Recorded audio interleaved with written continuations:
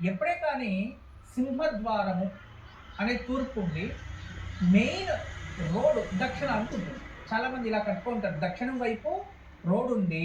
మనం దక్షిణం ఎంట్రన్స్ వద్దు అనుకుని సింహద్వారం తూర్పుకే పెడతాము. కొంచెం జాగా వదిలేసి నార్త్ ఈస్ట్ కార్నర్‌లో డోర్ పెట్టేస్తాం. చూడండి ఆ ఇంట్లో స్త్రీకి ఎక్కువ అనారోగ్యం ఉంటుంది. తర్వాత ఆ ఇంట్లో ఉన్న మగపిల్లలు కుటుంబానికి వ్యతిరేకమై తల్లిదండ్రులను వదిలేసి దూరంగా బతుకుతారు. లేదు తల్లిదండ్రులకి విరుద్ధాత్మకమైన చర్యలు తీసుకొని దూరంగా ఉంటారు. ఇంకా ఇంట్లో ఆడపిల్లలుంటే వాళ్ళకి తెలియకుండానే వారు డిప్రెషన్‌కి వెళ్ళిపోవడం, చిన్న వయసులోనే నెగెటివ్ ఆలోచనలు పెంచుకొనేయడం ఇలాంటివి జరుగుతూ ఉంటాయి.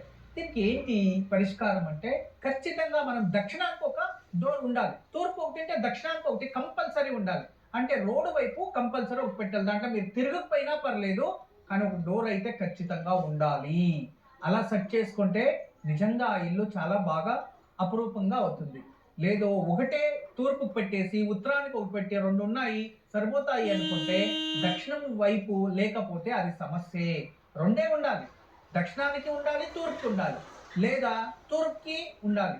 లేదా దక్షిణానికే ఉండినా తప్పులేదు. దక్షిణం ఉన్నప్పుడు దానికి ఆపోజిట్‌లో కూడా ఒకటి ఉండాలి. ఎనర్జీ వేవ్స్‌ని బ్యాలెన్స్ చేయడానికి. అందువలన ఇటువంటివి కాస్త వాస్తు సలహాలు తీసుకొని ఇల్లు కట్టడం మంచిది.